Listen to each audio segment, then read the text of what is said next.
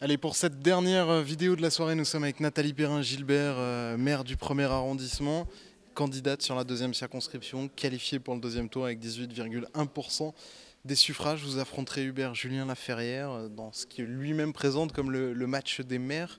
Vous l'abordez dans un ballottage très défavorable. Tout à fait, et en même temps je suis au deuxième tour, et ce qui n'était pas gagné d'avance, puisque moi je suis une candidate citoyenne d'abord, issue d'un mouvement qui s'appelle le GRAM, que nous avons créé simplement fin 2011, et qui petit à petit, au sein de la ville de Lyon, au sein de la métropole, eh bien, se fait connaître et fait entendre sa voix. Nous avons déjà su rassembler derrière ma candidature un certain nombre de militants de gauche, de militants communistes, de militants qui s'étaient trouvés derrière les propositions de Benoît Hamon, les militants d'ensemble du Parti Pirate. Ceci nous permet d'être au deuxième tour.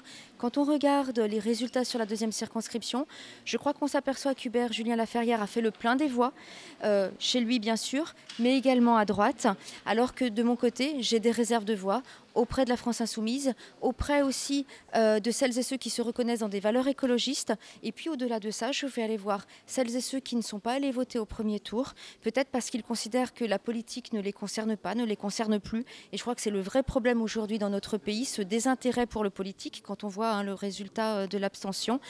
Et donc, je pense que même à partir du score modeste que je réalise, mais qui me permet d'être au deuxième tour, je suis en capacité de rassembler largement et peut-être au final de devancer le candidat d'En Marche. Vos réserves de voix vous amènent autour de 35%. Lui les a dépassés ce stade-là dès le premier tour. Oui, mais sans autre réserve derrière. Et encore une fois, je crois que... On voit quand même la mécanique En Marche qui va siphonner aussi à droite. Il a 16 à 17% de réserve de voix à droite. On verra comment cela se joue. Moi, je crois aussi qu'au-delà des forces de gauche, il y a tous les hommes et les femmes attachés à la démocratie qui n'ont pas envie d'un parti unique en France demain. Parce que finalement, qu'est-ce que En Marche? C'est ce parti qui sera en capacité d'avoir une parole unique. Or, je crois que ce n'est pas une bonne chose pour notre démocratie. Ce n'est pas une bonne chose non plus pour la pensée politique. Et donc, j'appelle toutes celles et ceux qui veulent des contre-pouvoirs demain à l'Assemblée, eh bien, à se réunir derrière ma candidature. Pour l'instant, les contre-pouvoirs, les Français en veulent pas. C'est à voir. Je crois qu'effectivement, M. Macron a su incarner un optimisme, mais au-delà de l'optimisme, on voit un vrai appauvrissement de la pensée politique. Et je crois que notre rôle, c'est de porter haut les valeurs du politique, les valeurs démocratiques. Et je serai cette candidate-là, comme je le suis déjà à Lyon. On disait aussi beaucoup que j'étais une candidate qui n'était pas en capacité de rassembler au-delà du 1er arrondissement.